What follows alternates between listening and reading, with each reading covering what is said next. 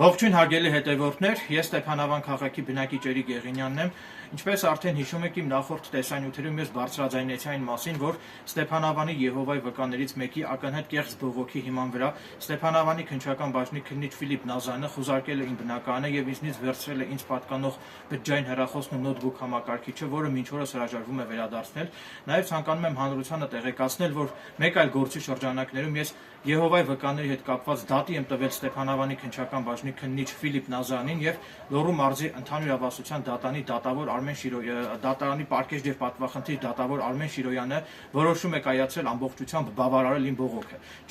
չհամակերպվելով իրենց պարտության հետ Լոռու մարզի դատախազության դատախազ Արտուշ Կարապետյանը բողոքարկել էր վերաքննիչ քրեական դատարան, մինչդեռ մի քանի օր առաջ վերաքննիչ քրեական դատարանի դատավոր Սևակ Համբարձումյանը որոշում է կայացրել ամբողջությամբ մերժել Լոռու մարզի դատախազության դատախազ Արտուշ Կարապետյանի կողմից բերված ակնհայտ անհիմն եւ առարկայազուրկ բողոքը։ Այսինքն դատական երկու այցաններում թե Լոռու մարզի ընդհանուր ավասության դատանում եւ թե վերաքննիչ քրեական դատարանում ինձ հաջողվել է իմ զորեղ փաստարկներով ջախջախել Ստեփանավանի քննչական բաժնի քննիչ Ֆիլիպ Նազարյանի եւ Լոռու մարզի դատախազության դատախազ Արտուշ Կարապետյանի առարկայազուրկ փաստարկները։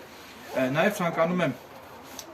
հանրայնացնել հետեւյալ տեղեկությունները։ Ուրեմն Դատալեքս կայքում տեղադրված տեղեկատվության համաձայն Ստեփանավանի քննչական բաժնի քննիչ Ֆիլիպ Նազարյանը Քրիստինե Ջիլավյանի հետ ունեցած արտամուսնական կապի արդյունքում ունեցել է մեկ աղջիկ երեխա։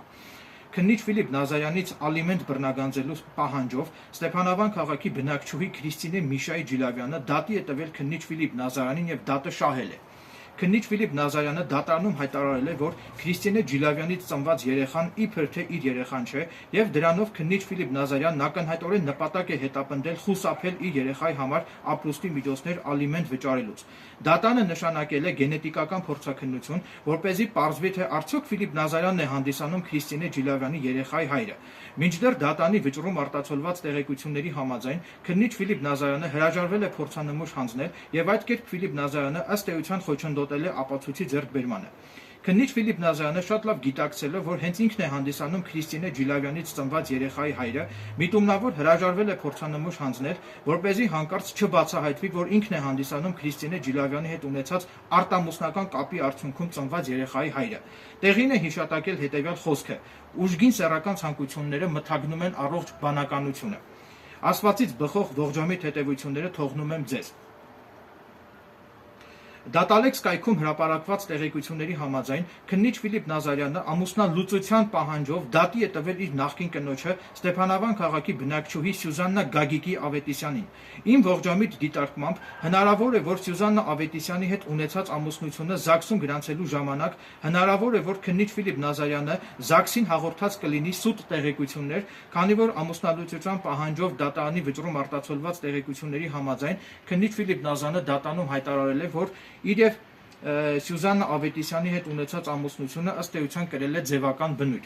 Ուստի իրավապահ մարմիններից խնդրում եմ պարզել ամուսնալուծության հայցի քննության ժամանակ քննիչ Ֆիլիպ Նազարյանի նախկին կինը Սյուզաննա Գագիկի Ավետիսյանը ինչ բովանդակությամբ գրավոր պատասխան է ներկայացրել դատարանին, քանի որ չի բացառվում, որ Սյուզաննա Ավետիսյանի կողմից դատանի ներկայացված գրավոր պատասխանում հնարավոր է տեղեկություններ պարունակվեն քննիչ Ֆիլիպ Նազարյանի կողմից ԶԱԳՍ-ին սուտ տեղեկություններ հաղորդելու վերաբերյալ։